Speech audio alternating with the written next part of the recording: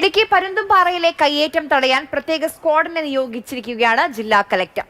Sub കളക്ടറാകും സംഘത്തിന് മേൽനോട്ടം വഹിക്കുക. 20 പേർ വില്ലേജ് മാറിയാണ് ഭൂമി കൈവശം വെക്കുന്നതെന്ന് കണ്ടെത്തിയതായി ജില്ലാ കളക്ടർ പറഞ്ഞു. കയ്യേറ്റത്തിന് കൂട്ടുനിന്ന ഉദ്യോഗസ്ഥർക്കെതിരെയും നടപടിയുണ്ടാകും. ഇടുക്കി ജില്ലയിലെ ടൂറിസം കേന്ദ്രമായ പരുന്തുംപാറയിൽ നടന്ന കയ്യേറ്റത്തിൽ കർശന നടപടിയുണ്ടാകുമെന്ന് ജില്ലാ കളക്ടർ വി വിഘ്നേശ്വർ വ്യക്തമാക്കി. 20ഓളം പേർ വില്ലേജ് മാറിയാണ് ഭൂമി കൈവശം വയ്ക്കുന്നത്. മഞ്ചുമല വില്ലേജ് പരിധിയിൽ അനുവദിച്ച പട്ടയമാണെങ്കിൽ ഭൂമി കൈവശം വയ്ക്കുന്നത് പീരുമേട് വില്ലേജിലാണ്. ഡിജിറ്റൽ സർവേ പൂർത്തിയാകുന്നതോടെ മുഴുവൻ കയ്യേറ്റങ്ങളും കണ്ടെത്താൻ കഴിയുമെന്ന് ജില്ലാ കളക്ടർ മാതൃഭൂമി ന്യൂസിനോട് പറഞ്ഞു. നമുക്ക് സ്ക്വാഡ് രൂപീകരിച്ചിട്ടുണ്ട്. റവന്യൂയുടെ ഭാഗമായിട്ട് നിരന്തരമായിട്ട് അവിടെ സൈറ്റ് വിസിറ്റ് ചെയ്യുന്നുണ്ട്. ഒരു 30 ഡേയ്സിനുള്ളിൽ ഡിജിറ്റൽ സർവേയുടെ കംപ്ലീറ്റ് റിപ്പോർട്ട് വരും. അപ്പോൾ നമുക്കറിയാം ഇത് ശരിക്കും പട്ടയമാണോ ഇല്ല വ്യാജ പട്ടയമാണോ അല്ലെങ്കിൽ സർക്കാർ ഭൂമി കയ്യേറ്റിട്ടുണ്ടോ എന്നുള്ളത്.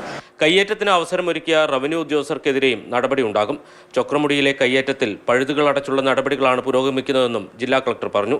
കളക്ടറുടെ നിർദ്ദേശപ്രകാരം പരുന്തുംപാറയിൽ 2 കെട്ടിടങ്ങൾക്ക് വില്ലേജ് ഓഫീസർ സ്റ്റോപ്പ് മെമ്മോ നൽകി. മാതൃഭൂമി ന്യൂസ്, ഇടുക്കി.